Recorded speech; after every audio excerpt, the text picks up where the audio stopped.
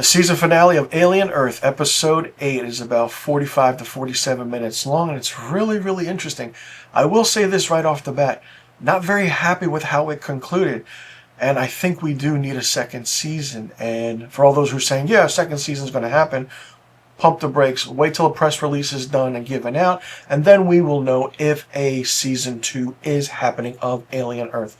Well, the real monsters in this, you would think, are the creatures or, the aliens. No, it's not. It's Wendy and the synths who take over the aspect of the island. And it's just really interesting what Wendy or Marcy does. She goes into the system and hacks it and just watches everybody, all the human aspect of things. And it's just like, it's machines versus humans.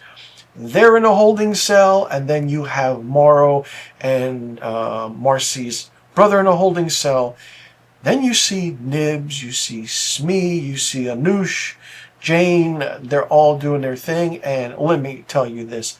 The character that I started to like a little bit more and became more of a badass was Nibs. I mean, the final 2 episodes, she just showed how she is, and it's really, really interesting. Then you have Kirsch, still doing his thing in the lab and everything, and then him and Morrow come face to face. It's that anticipated Morrow-Kirsch fight. Felt like the Terminator versus the T-1000. Really, really interesting, very different. And then you have the tactical unit come into the lab later on, and one of the creatures we see, I guess it's the flower or the petal-like thing doing its thing. It's just absolutely crazy. Then you have the eye, the Oculus thing, whatever it is, kind of, still looking around, moving around, and figuring out things. And then we see Marcy's brother come in after being kind of saying, best Cavalier's right-hand man comes in. It's like, yeah, he wants to speak with you. He gets put into the room. Marcy, Wendy come save the day, and then the Oculus eye goes away. And it's like, all right, where is this thing going to go? And it's really, really interesting what happens and where we see the eye and who it actually goes into. I'll just leave it at that because it's really, really interesting. Then we see the xenomorph just out in the jungle, looking around, doing its thing, still calling out to Marcy, and it's just like, okay, this is really, really crazy and fun. And I said it before and I'll say it again. When you watch the behind the scenes of Alien Earth and the little clips that they have for the show, the aspect of the xenomorph being a practical effect, someone in a costume mixed with puppetry and being a puppet, so well done, so good. It comes off on the camera really, really good. Then they just wrangle up everybody, and you see that the synths were in the beginning in the holding cell. Now the humans, along with Morrow and everyone, is in the holding cell now. And it's like, what are we going to do now? It's like, no, we're going to take over. Cue the music, and then you see the xenomorph and the younger little baby xenomorph just come to the thing, and then they're holding out the holding cell. It's like, okay. And that's the end of this season of Alien Earth. Really, really different and interesting. Not how I thought it would go. We definitely need another season of Alien Earth, because there's no way you can just close out everything like this and move on. I feel like we're going to get a second season. Hopefully it's interesting, it's crazy, because then we see Yutani's aspect of her ships and her convoy coming to the island. And the editing process of this show is crazy.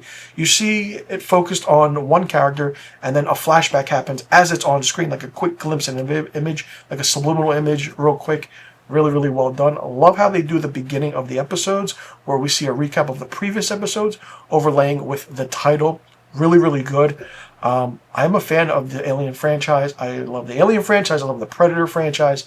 Very curious to see what's going to happen. I wanted more, however. I wanted a lot more of this episode 8.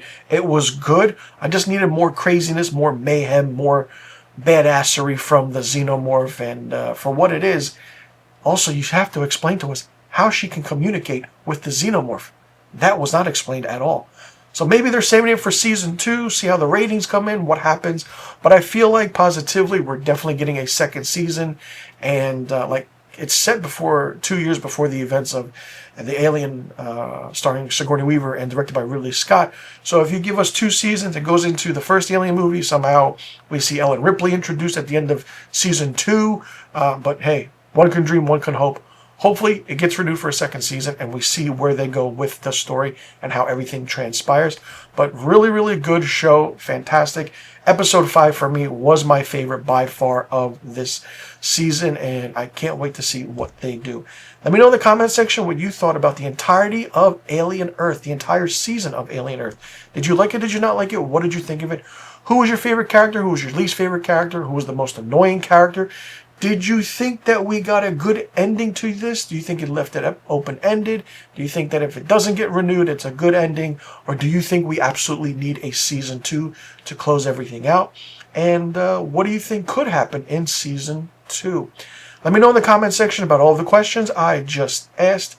And also let me know what rating and what episode was your favorite of this season. I'm Mr. Filmstock. Thanks so much for tuning in, and I'll see you all in the next review video. And thanks so much for tuning into my episodic weekly review of Alien Earth.